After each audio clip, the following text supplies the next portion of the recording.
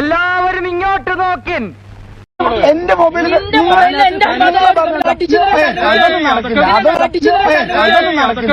അതാണ് ഞാൻ പറഞ്ഞത് അത്രേ പറഞ്ഞുള്ളൂ എന്നുള്ളത് ഭാഗ്യം.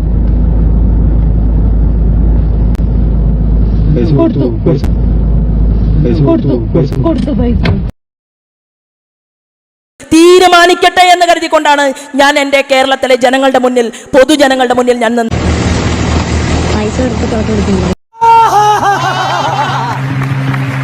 ചേച്ചി അവിടെ ഒന്ന് രണ്ട് വീട്ടിൽ ആ വീട്ടിൽ പൈസ കൊടുത്ത് ഞാൻ പൈസ കൊടുത്ത് മോശം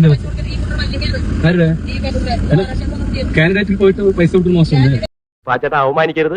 ഞാൻ നല്ലൊരു കുടുംബത്തിൽ പറഞ്ഞവനാണ്. നീ നല്ല കുടുംബത്തിൽ പറഞ്ഞു, ഞാൻ പിന്നെ മറ്റേ കുടുംബത്തിൽ പറഞ്ഞതാണ്.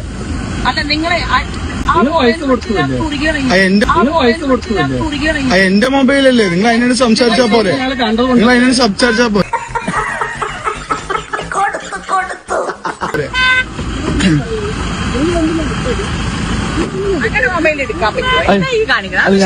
നിങ്ങൾ എന്താ പ്രതി? ഞങ്ങളുടെ വാർഡല്ലേ, ഞങ്ങളുടെ വാർഡല്ലേ. ആരോട് ഇതിങ്ങനെ എത്ര വട്ടം പറഞ്ഞു? നിങ്ങളുടെ വാടക നിങ്ങളുടെ തേങ്ങയിലെ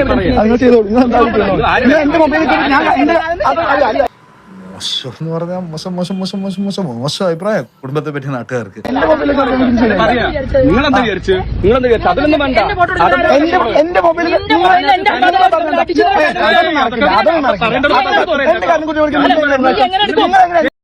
ആരാ അവിടെ കിടന്ന് ബഹളം ഉണ്ടാക്കുന്നത്? ആരാണെന്നറിയില്ല. ചങ്ങലക്കിട്ടിരിക്കുക ഭ്രാന്താണെന്നാ തോന്നുന്നു.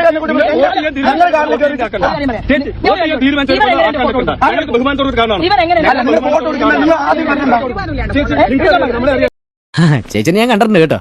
സീരിയല്ല അല്ലല്ല, മൊബൈലില്.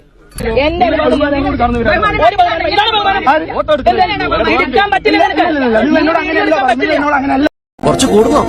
കുറച്ച് കൂടുന്നുണ്ട്. നിങ്ങളടുത്ത് പറയാം, ഇവൻ എങ്ങനെ എന്റെ ഫോട്ടോ എടുക്കും പറയും.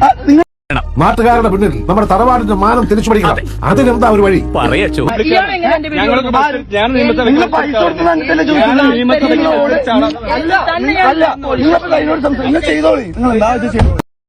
തുറന്നു പറഞ്ഞേ, സുഗതം വേറെ എന്തൊക്കെയോ തെറ്റുകൾ ചെയ്തിട്ടുണ്ടല്ലോ. ഉണ്ടല്ലോ,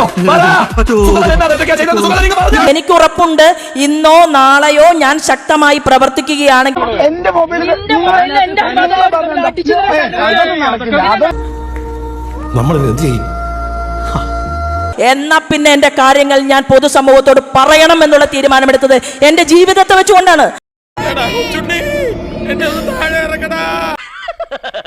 തൽക്കാലം ഇത്രയും മതി. വരട്ടെ.